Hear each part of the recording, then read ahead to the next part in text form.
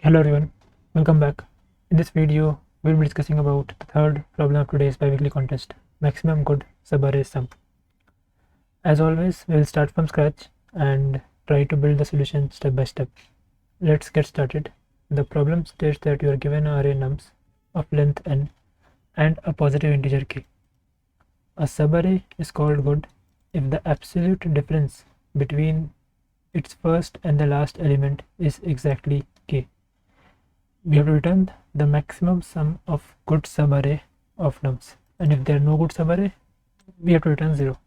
So let's take an example. Let's say this is our nums -1, 3, 2, 4, 5 and k is 3. That is, a subarray is called good if the difference between the first and the last element is equals to 3. So in this particular example, there are these two subarrays which are good, -1, 3, 2, 2, 4 and 5. So these are the two subarrays which are good. Why? Because if you look at this subarray, the difference between the first and the last element is exactly 3. Similarly, for this subarray, difference between the first and the last element, that is 2 and 5, is exactly 3. So these are two good subarrays. Note that none other subarray are good, because if you take the first and the last element and subtract them, you will not get 3. So out of these two subarrays, we can clearly see the sum of the second subarray 2, 4, 5 is greater, and the sum is equals to 11 here, and hence 11 is the answer. So hope the problem statement is clear. Now how to solve this? So let's start with the brute force solution first. What will be the brute force solution to solve this problem? So we have to figure out the subarray with the largest sum that is good, right? So one of the brute force solution could be, okay, I will try out all possible subarrays, and among all the good ones, I will see which has the maximum sum. Basically simulate whatever is given in the statement. So what we will do, we will start with all possible subarrays. So this is first subarray, which is starting from 0 and ending at 0. This is second subarray. Again, in this subarray, we can figure out the difference between the first and the last element, and if it is equals to k, then it is good, otherwise it is not good. For example, if let's say k is 3, so this subarray -1 to 3 is not good, right? Similarly, you will try next subarray. This is also not good, like, because it is starting at 3, ending at 3, so the difference is not k. So similarly, you will try out every possible subarray. So for each r, you will try out all possible else, and for every subarray for which the difference between the first and the last element is k, you will take the sum, and you will keep on doing this until you exhaust all the subarrays, right? So the pseudocode for this would look something like this. So we will try out all possible subarrays, right? And for each subarray, we'll first check whether it is good or not. And the definition of good subarray is the difference between the first and the last element should be equals to k. And if it is good, then we will simply figure out the sum and return that as an answer, right? So again, figuring out sum between L and R, you can do in naive format, like iterate from everything between L and R and figure out the sum, or you can use prefix sum to figure it out in order one time. So prefix sum is nothing but you just take a prefix sum array. In this case, -1 is the first one, then -1 plus 3, which is 2, -1 plus 3 plus 2 is 4, and so on and so forth. So just maintain the prefix sum array. So at any given index I, you have the sum from everything between 0 and I. So if you want anything between, let's say, j and I, you can simply subtract everything from 0 to I to everything from 0 to j minus 1. So whatever is left will be the sum between j and I, right? So that's basically the prefix sum approach. So we just simply take the prefix sum of up to r and prefix sum of L minus 1, subtract them and you'll get the sum. So we just figure out the one which has the maximum sum and that will be our answer, right? Now what is the time complexity? Time complexity is order n square, right? But as usual, like this will not pass because the value of n is very huge, so you have to optimize this. So optimization here means that we have to remove one of these loops. Either you have to stop iterating over r or you have to stop iterating over L, right? There's no other choice. So let's start with L. Like you can start with any one of them, it's basically the same. So we want to remove this loop. This means that for each r I want to find out all the possible good values of L without iterating over all of them, right? Can you do that? The answer here is yes. Why? Because you know the definition of good subarray. Good subarray should be the one for which the difference between the starting and the end value is equals to 3. So in this case you already know the value at r. So what could be the possible values at L? Possible values at L could be 2 minus k or 2 plus k. In this case 2 minus 3, which is minus 1, or 2 plus 3, which is 5. So these are the two possible values of k, right? So instead of iterating over all the L's, you can simply iterate over the indexes which have either minus 1 or 5. So in this particular case you will iterate over this one first, that is you will figure out the sum from 0 to 6, right? And then over this you will figure out the sum from 4 to 6, and then finally over here you will figure out the sum from 5 to 6, right? So basically you are not iterating over every indexes or every L for every r, but still in worst case number of indexes that you are visiting can be equals to n. If let's say everything is minus 1, so you will end up visiting all the indexes again, which clearly we don't want. So the current pseudo code looks something like this. Here you can see you are not iterating over every indexes, so we are iterating over those L's which have either the value array r minus k or has the value array r plus k. So we are only iterating over these L's. Now for each of these L's we are doing the exact same thing. Basically we are figuring out the prefix sum and taking maximum across all of them, right?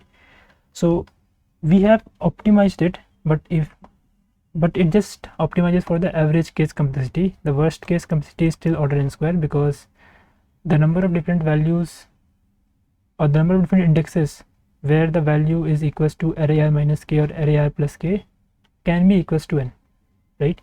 So how to optimize it now?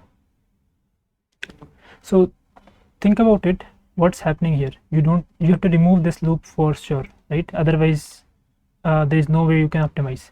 You have to stop iterating over all the values of array r plus k or array r minus k as well. So what you are doing inside this, you are taking a maximum over some mathematical expression, right? And this expression has the first part as constant value and second part is variable which depends on the value of L, right? So in essence, let's say prefix of r is denoted by prefix of p of r, right? So what we are doing is we want to find out maximum across all of prefix of r minus prefix of L minus 1. Now these values are different for each of the L, right? So instead of iterating over all such values and figuring out this expression, what if we simply figure out or land at a L which will give me the best possible value of this expression. And which L will give me the best possible value? The one for which P of L minus 1 is minimum possible, right? We want this expression to be maximized, right? And we see that there is something which gets subtracted from this expression based on the value of L. So we want to minimize P of L minus 1 for this entire expression to be maximized, right? So we actually don't need to iterate over all the L's if we know the maximum or minimum value of P of L minus 1 across all the L's, right? In other words, we know there are 3 different values of L possible for this particular R, right? Now we actually don't want to iterate over all these L's, otherwise complexity is n square. So what we are saying is, instead of iterating over all the L's, we will simply figure out the L for which this expression will be maximized. And what is that L? That L would be the one which has the minimum value of P of L minus 1. So again, what is let's just take a look at the prefix array. So if you look at the prefix array, P of R is actually 20, right? And these are the values of P of L minus 1 for this L. For this particular L, this will be the value of P of L minus 1. For this particular L, the value of P of L minus 1 would be 0, like before this one. So among these 3, which is the minimum? 0. So instead of iterating over all of them, I will simply say, okay, because for this L, P of L minus 1 is minimum, this will be my final L for this particular R. So for each R, you are directly figuring out the best possible L. And how you can do this efficiently? Basically, when you are iterating over the array from the beginning to the R, you can keep maintaining which index is the one which has the minimum value of P of L minus 1, right?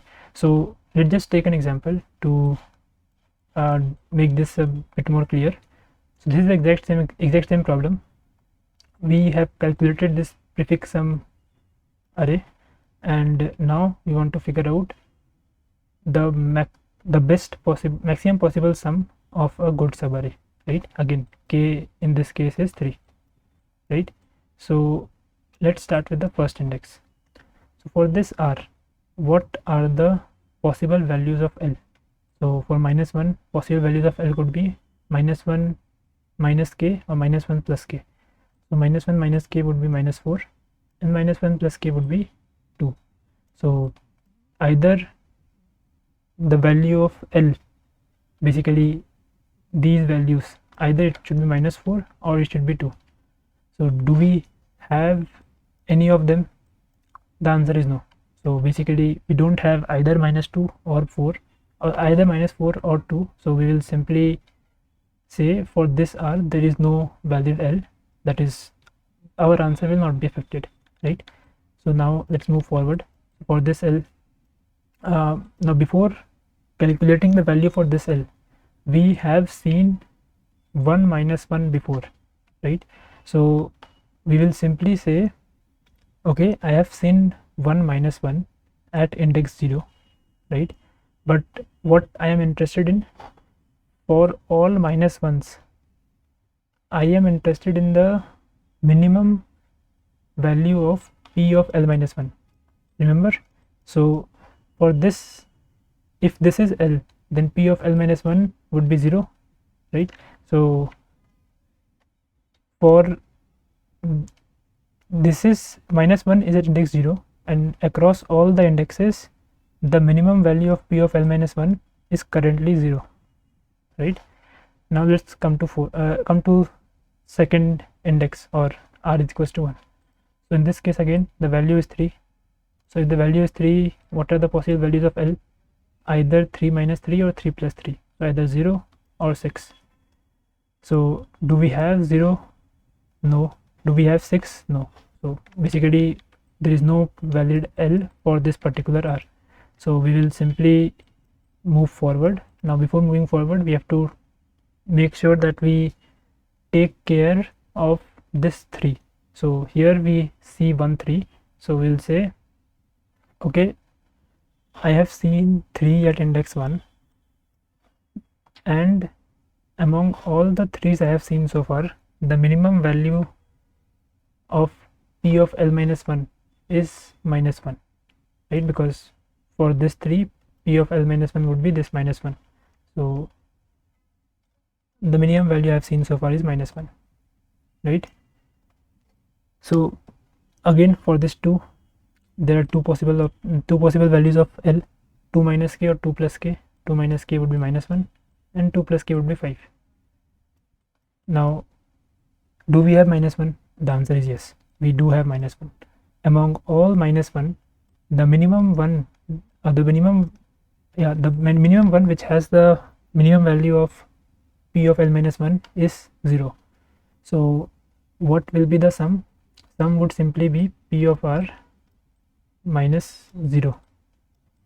In this case, p of r is 4, so 4 minus 0, which is 4. So we got the result as 4. The maximum sum that we can achieve right now is 4, right? Now, do we have 5? The answer is no, there is no 5 at all. So there is no L possible with 5, so we'll simply move forward and try out the next possible R. Now before trying out next possible R, we know that we have seen 2. So for 2 again, I will say okay, I have found 2 at index 2. Now across all the 2's, which one has the minimum value? The current one has minimum value of 2. So p of l minus 1, minimum value of p of l minus 1 is 2. So you will keep on doing this. Now let's say you kept on doing this and you reach here, right? Now if you reach here, that is you reached you calculated the value for this particular R. Now you reached here. So before processing this index 8, you will say okay, I have seen minus 1. So you will say okay, I have seen minus 1 at index 7, right? Now for whatever minus 1's I have seen so far, among all of them, the minimum value of p of l minus 1 is 0. For this minus 1, the p of l minus 1 is 20. So minimum, what is the minimum now, or new minimum now? New minimum would be whatever was the minimum, comma this one, whichever is the minimum among these two. So minimum of 0 comma 20 is still 0. So minimum will still stay 0, right?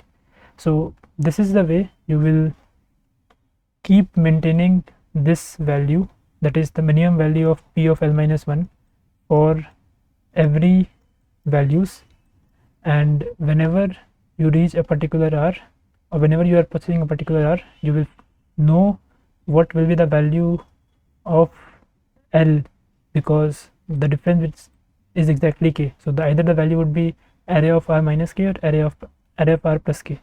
You will see the minimum value of p of l minus 1 across array of r plus k or array of r minus k.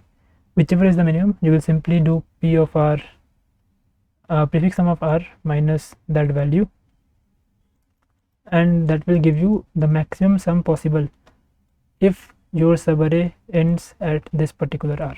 You will keep on doing this for all the R's and take the maximum, and that will give you the final maximum sum of a good subarray. So hope the solution is clear. So if you have watched to this point, I would strongly encourage you to pause and try to code this entire thing by yourself. So next we're looking at the code. The code is exactly what we discussed. We kept a map of int and the minimum value of p of l minus 1 that we have seen so far, right? And this is the sum value. Basically I'm not creating this prefix sum array because at any point I just need one value, right? So this sum is basically the sum for everything up till j. So I'm iterating over everything from 0 to n. Now for every index I will figure out what are the possible values of L. Either it should be nums of j plus k or nums of j minus k, and I will see if I have seen these values before. if yes, I know what will be the minimum value of P of L minus 1 across all occurrence of can1. So this will give me the minimum value of P of L minus 1 across all can1s. So I will simply subtract these two to get the sum of the subarray. The same thing we'll do for can2 as well. Now after we have done this, so before moving ahead on to the next index, we have seen nums of j. So let's put nums of j into our map again. So for that, if we see if nums of j is already there, if it is there, I will simply do the value of nums of j would be minimum of nums whatever was the value previously, and the new value would be P of L minus 1. So if we are at this particular index, the new value would be this value. So what is this value? We have sum up till here, so sum is 19 minus minus 1 would be 20, right? So that's what will be the sum. So sum minus nums of j would be the sum of P of L minus 1. So this is the value if we have seen nums of j before. If we don't have nums of j before, it is the first occurrence of nums of j, the value would be sum minus nums of j. So after we have done all of these and taking the maximum across all possible good subarray, answer will contain the maximum sum of a good subarray. Now if answer is minus infinity, it means answer was never updated. We never get to here or here, so answer was never updated, and in that case we'll simply return 0, because the problem states that if there are no good subarray, we have to return 0. And if it's not the case, answer will contain the maximum value that we can achieve. So one thing to note here is the value of answer should not start from 0, because a good subarray can have negative sum as well, right? So that I think is one of the reason why the acceptance rate is a bit low, but overall the problem is doable, I would say, as the third problem of Leetcode. So if you like the video, give it a thumbs up and do subscribe if you aren't already. If you have any doubts, feel free to comment in the comment section below. I will see you in the next one. Thank you.